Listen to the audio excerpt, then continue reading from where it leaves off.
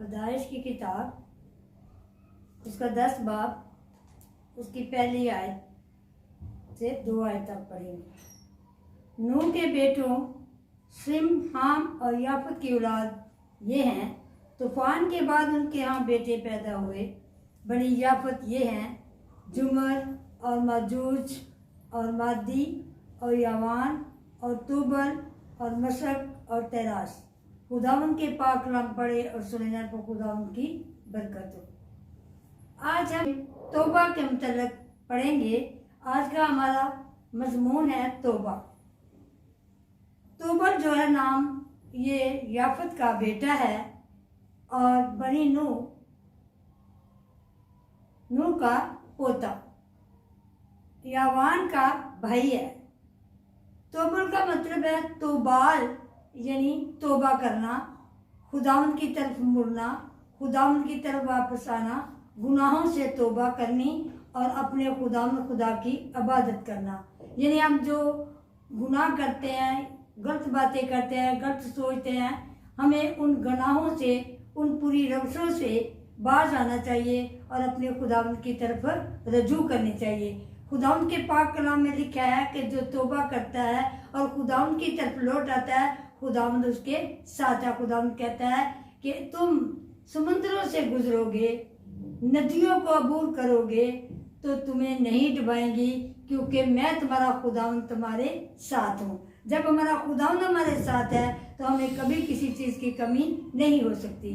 क्योंकि जिस तरह निनवा जो शहर था वो खुदावंद को उस पर गुस्सा आया, क्योंकि वो गुनाहगार थे। खुदावंद उनको तबाह करना चाहता था, उनको मारना चाहता था, क्योंकि उनकी बुराई आसमान तक पहुंच गई थी।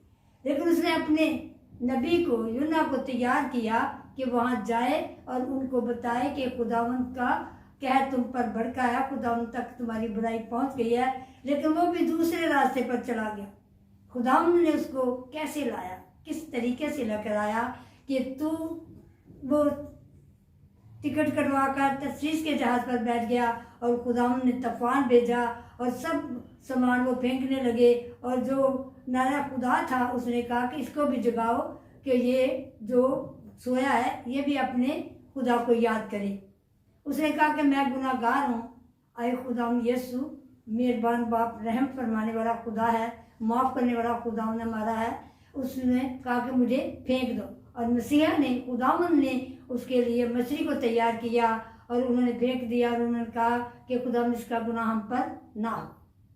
जब वो 3 दिन के बाद वो मछली के पेट में बहुत खुदावंद से डरता है, दुआ करता है, खुदावंद उसको बाहर जब लेकर आता है तो वो जब जाता है नैनवा को तो सारे लोगों को खुशबू आती है, क्योंकि वो मछली को मानते थे। उनको खुशबू, इसने कहा, उन लोगों ने कहा हमारा देवता आ गया, हमारा देवता आ गया। और उन सब लोगों ने रोज़ा रखा। बादशाह ने भी अपना लिबास उतार दिया, टाट ओढ़ा और आए खुदावंद यीशु नासी के फजल व करम से उन सब ने तौबा की, अपनी रवश से बाज आए और वो लोग बच गए।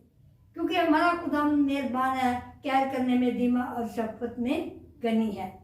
इसी तरह खुदावंद के कलाम में यशाया का 66 बाब है, उसमें खुदावंद कहता है, खुदावंद फरमाता है कि जिस तरह नया आसमान, नई ज़मीन जो मैं बनाऊंगा मेरे हुजूर कायम रहेंगे, उसी तरह तमाम नस्ल और तुम्हारा नाम बाकी रहेगा।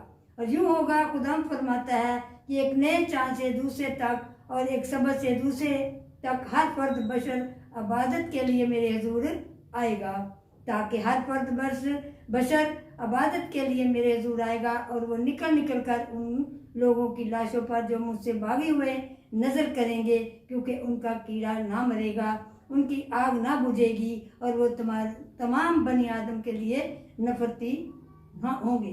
क्योंकि खुदावंद का कलाम ये फरमाता है कि जब तुबल की कौम, जिसने अपनी कौम बना ली, वो कौम तौबा करेगी और मेरी तरफ रुजू करेगी, मेरी तरफ आएगी, तो उनके जो हदिये हैं वो लाएंगे। खुदावंद फरमाता है कि वो तुम्हारे सब भाइयों को तमाम कौमों में से घोड़ों और रथों पर और पालकियों में और खच्चरों पर और सांडियों पर बिठाकर खुदावंद के हदिया के लिए यरूशलेम में मेरे कोहे मकसद को लाएंगे। जिस तरह से बनी इसराइल खुदावंद के घर में पाक बर्तनों में हदिया लाते हैं और खुदावंद फरमाता है कि मैं उनमें से भी काहन और लावी होने के लिए लूँगा, और उनमें से लावी और जितने उसके लोग हैं वो कभी भी कम ना होंगे।